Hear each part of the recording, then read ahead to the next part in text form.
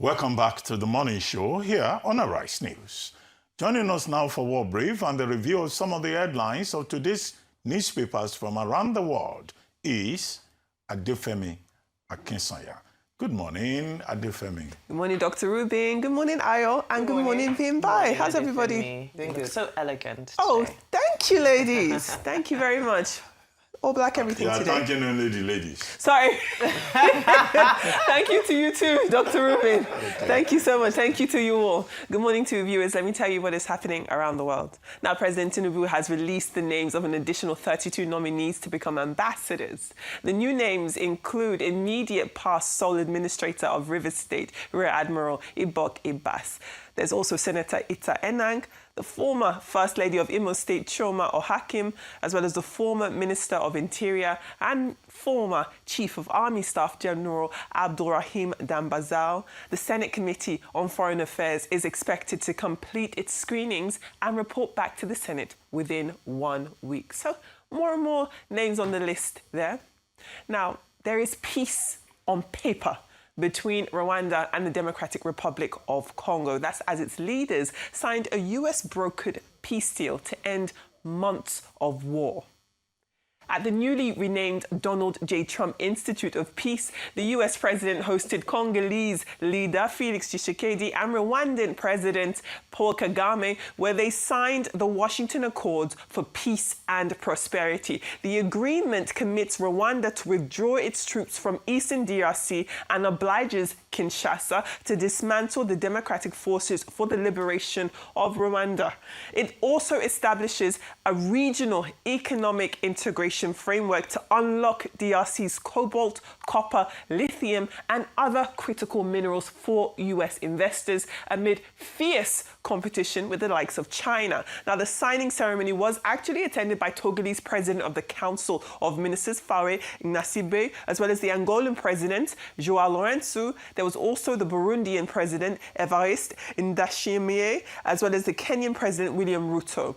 Also in attendance was African Union Chairperson Mahmoud Ali Yusuf, as well as the Ugandan Vice President Jessica Alupo, and there was also Arab representation. So you had the Qatari Minister of State, Dr. Mohammed Al Khulafi, and the Emirati Minister of State, Sheikh Shagbut bin Nahan Al Nahan.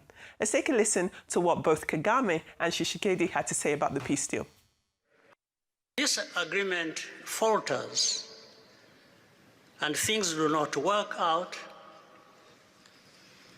as they are supposed to, the responsibility will not lie with President Trump, but with ourselves. Conscious, I do believe this day is the beginning of a new path. A demanding path, yes, indeed, quite difficult, but this is a path where peace will not just be a wish, an aspiration, but a turning point. The Democratic Republic of Congo will fully play its part with dignity, with consciousness and consistency, and with the support of our partners. Yes, the peace deals have been signed. The presidents have spoken. However, despite the ceremony, violence persists. That's as M23 rebels backed by Rwanda continue clashes in North and South Kivu. We do have pictures of those clashes, and both sides have been accusing each other of ceasefire violations. Now, this is exactly why analysts across the world, but also a human rights activist named Denis Mukwege, who is a Congolese himself, he noted that this deal actually hasn't stopped the violence or addressed the key points of contention. Let's take a listen to what he had to say about this. I received news from my native village where they are burying the dead while a peace agreement is being signed and the war continues. Signer un accord de paix alors que la guerre continue. Donc le M23 continue à conquérir des espaces. The M23 continues to conquer territory, so to talk about a peace agreement is simply mocking all these victims who continue to suffer in this region. Well, from one conflict to the other now, and that's as Russian President Vladimir Putin declared in an interview published earlier this week that Moscow will seize full control of Ukraine's Donbas region, either through military force or by compelling Ukrainian forces to withdraw. Now, speaking to India today, Putin did say that it's either we liberate these territories by force of arms or Ukrainian troops leave these territories. The remarks came after Kremlin talks with US envoy Steve Witkoff and Jared Kushner, where Russia reiterated its demand for control over the whole of Donbass and informal US recognition of that control. Putin also added that Moscow has accepted some US proposals, but disagreements remain, notably on the fate of seized Ukrainian territory and security guarantees for Kyiv. Meanwhile, Ukraine's leadership, as we expected, flatly rejected the ultimatum and stressed that Kyiv will not gift Russia any territory it has not captured on the battlefield. Well, let's move on now. And still staying with Russia, we do know that meanwhile, Russian President Vladimir Putin is actually in India. He's in New Delhi for the 23rd India-Russia Annual Summit, which starts today. Now, following his warm welcome to India by Prime Minister Narendra Modi, as we can see there, today's agenda focuses on defense cooperation, including possible S-400 air defense systems, as well as the Su-57 fighter jets and BrahMos missiles. Now, civil nuclear energy, small modular reactors, and there's also going to be conversations about boosting bilateral trade to a $100 billion target by 2030. This is, of course, amid heavy trade deficits skewed by Indian imports of discounted Russian crude. Of course, all of this happening despite US sanctions and tariffs on Indian goods linked to Russian oil purchases. Both sides have emphasized strategic autonomy and mutual interests, noting that over 90% of transactions now use national currencies. And our last story on today's World Brief is the fact that Ireland, the Netherlands, Spain and Slovenia, all four of those countries have announced on Thursday that they will not take part in the 2026 Eurovision Song Contest. That's after the European Broadcasting Union cleared Israel to compete. Now, the broadcasters for each of those four countries, that is RTE for Ireland, Avrotos of the Netherlands, RTVE in Spain, and RTV Slo for Slovenia, they cited humanitarian crises in Gaza and alleged political interference by Israel as reasons for their withdrawal. The EBU had opted not to hold a vote on Israel's participation. Instead, they chose to adopt new rules to curb third-party influence on voting. The move does mark one of the largest boycotts in Eurovision history, threatening viewership and sponsorship for the 70th edition, which is supposed to be hosted in Vienna next year.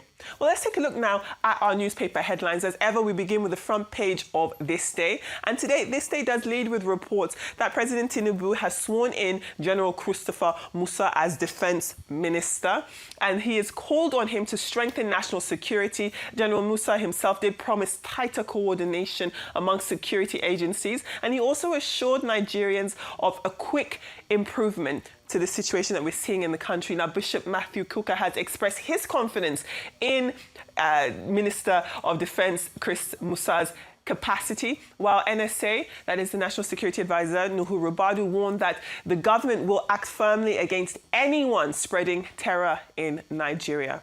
Well, let's take a look at The Punch this morning. Let's bring up The Punch. Perfect. Okay, so The Punch reports that President Tinubu's 65 ambassadorial nominees, including, as we mentioned in the World Brief, Ibok Ete Ibas, Itaenang Shoma Al-Hakim, and Abdul Rahman Dambazao, they have joined this list for the Senate screening, and this is supposed to eventually restore these voids, these long vacant foreign missions for Nigeria. So we'll keep an eye on that. Let's take a look now at the New Telegraph this morning. Yes, so the New Telegraph does report that Sultan Saad Abubakar and Bishop Matthew Kuka have both called for collective action in order to tackle Nigeria's security challenges. They were speaking at the University of Ibadan's Alumni Awards, and they urged unity, tolerance, and support for the president's security reform. So unity is the game there.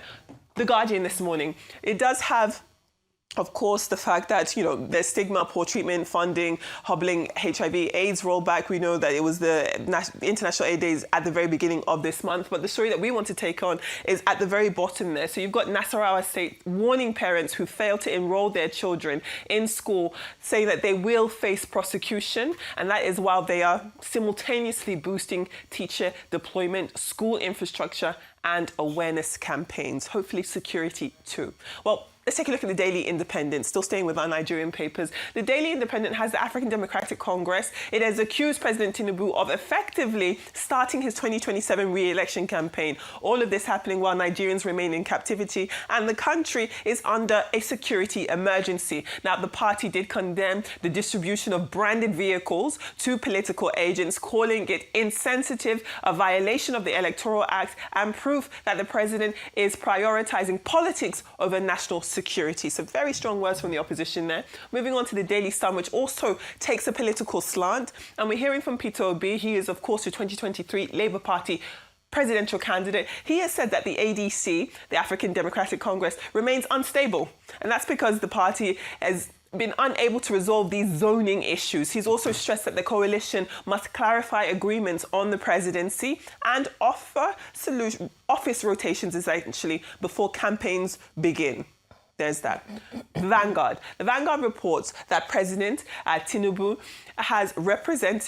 was represented by the Vice President Shetima, and what we heard was the hailing of Indigbo as the greatest stakeholders in the Nigerian project. That was said at the IMO Economic Stakeholders Summit. I know that you guys discussed that earlier. He did stress that supporting IMO with investment tools and digital infrastructure, while Governor Hope Uzodinma highlighted improvements in roads, security and infrastructure, noting that power remains a key challenge in the state. Let's take a look at some UK papers. Shall we start with the Daily Mirror? Wonderful. So the Daily Mirror has an inquiry finding that Vladimir Putin, the Russian president, was morally responsible for the death of Dawn Sturgis after she was exposed to a deadly nerve agent. The Financial Times has a record 9 million. There we are. First of all, you can see Putin and Narendra Modi look like very, very charming together in the back of that car. But the story on the Financial Times is the fact that a record £9 million donation to reform by an expat entrepreneur has propelled the party's fundraising ahead of all of its rivals. So there's a lot of money in the reform kitty. And then we've got The Guardian for the United Kingdom, and it has Nigel Farage in a bit of trouble on the other hand. He has hit out at broadcasters due to this repeated questioning over alleged racism and anti-Semitism by the politician when he was a student at university. Well, those are your newspaper headlines and your world brief. Let's take a listen to what you all have to say. Oh, broadcasters are always a problem, aren't they? I mean, goodness gracious. Well, let me summarize the topics that, piqued my interest. I think I'll join Nigerian ambassador's screening with some of the stories that pertain to African leaders, a peace agreement, the Washington Accords, as they are being called in Washington, D.C. And I say that to our incoming Nigerian ambassadors who succeed through the screening process. The world has changed drastically since 2022 or 2023 when we last had ambassadors, and it's going to be critical and important to see which foreign policy direction our ambassadors are going to steer us in. And I think that's why a lot of us are advocating for more career ambassadors on that list and fewer political appointments. And I say this, look at the current state of the world with the United States at the center of it all. You have a Rwanda that always claimed that African solutions should apply to African problems, signing a deal in Washington, D.C. with the DRC, escorted by Burundi and Kenya, Angola, and the AU. Those apparently are the good boys at the moment in Donald Trump's estimation, because William Ruto also signed a $1.6 billion deal where he's going to, in essence, leak all of Kenya's private health data. Yes. There's a data exchange, and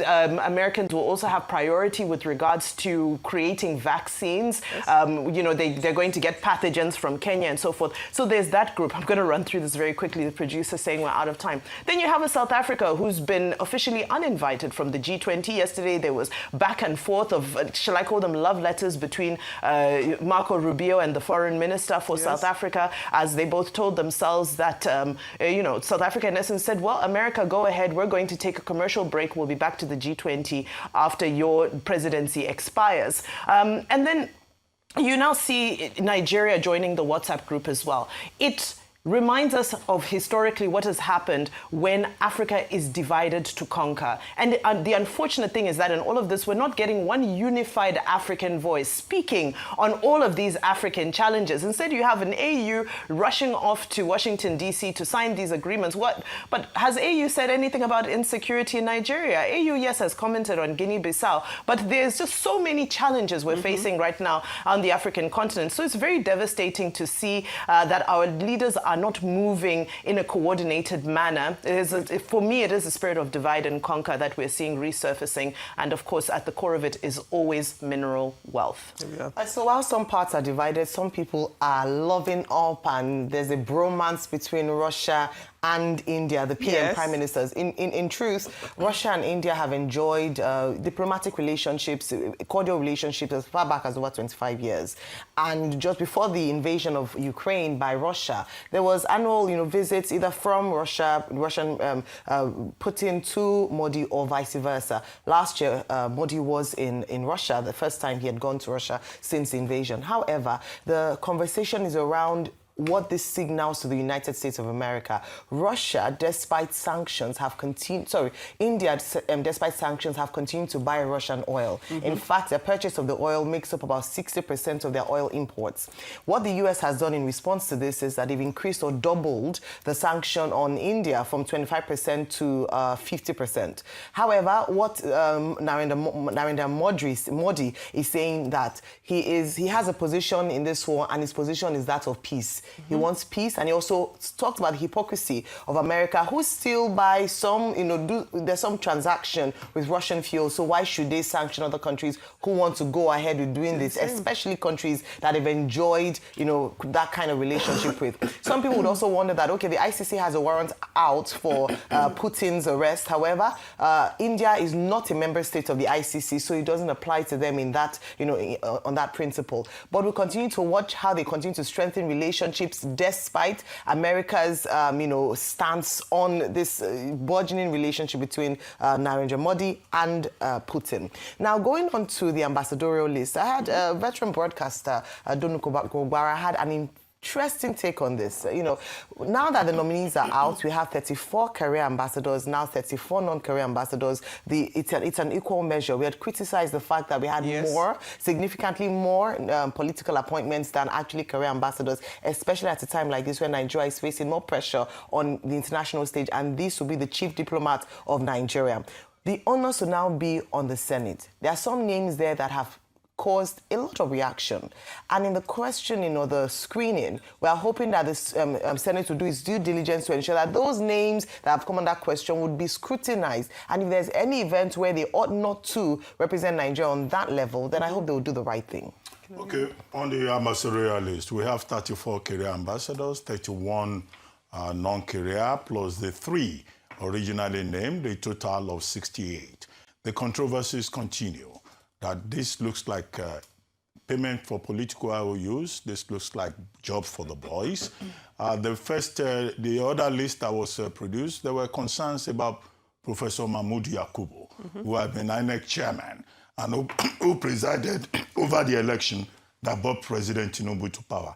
Now in this list, you have the notorious presence of Ibokete Ibas, Vice Admiral, who spent 6 months promoting what we consider an unconstitutional truncation of the governance democratic process in Rivers. What is he doing on that list? That is the main issue. So you have some of these controversial figures. And we hope that the Senate will be courageous enough to get them off the list, those who are controversial, that is. Now, as for India and Russia, they both need each other. The main thing about Putin going to India, is showboating. Vladimir Putin is trying to show that he has not been isolated. The other month he was in China. Now he's in India. India is the fastest growing, largest economy in the world. We're at about 8.5% this year. So, and it's also a big market with 1.5 billion people or thereabouts. So Russia is looking for a market to sell its oil and other resources, and it has found a friend in India. India needs arms and ammunition from Russia, apart from oil. So strange bedfellows coming together to promote their own interests. Two-day trip by President Putin. The only party that will not be happy is the United States. Yes. Finally, on the Washington Accord. Yesterday, we went through it and I asked the question, what will be the way forward? While they were still signing those agreements, there was violence in southern Kivu. Yes. The M23 rebels, they were not in the room. They were in Qatar in November. They were not in the US in June. So you find, that these ceasefire agreements have not been followed in the real sense of it. So I agree with Dennis Mukwege that the basic interest is America's interest in critical earth minerals, not necessarily peace. Even if President Trump had this banner behind him saying delivering peace, and he was saying that, oh, these people, we are helping them to have peace. They have been fighting each other. Then now they will be hugging each other, and then, of course, like other countries, they will try to take advantage of America. No. What happened while that agreement was being signed was that they are not hugging each other, and that peace is far from being realized between Democratic Republic of Congo and the M23 and Rwanda playing a role there. So now they have named the United States Institute for Peace after Trump. You see, very much African. President Trump is very much an African. Thank you very much. Thank you very much. Always a pleasure. Yeah, definitely.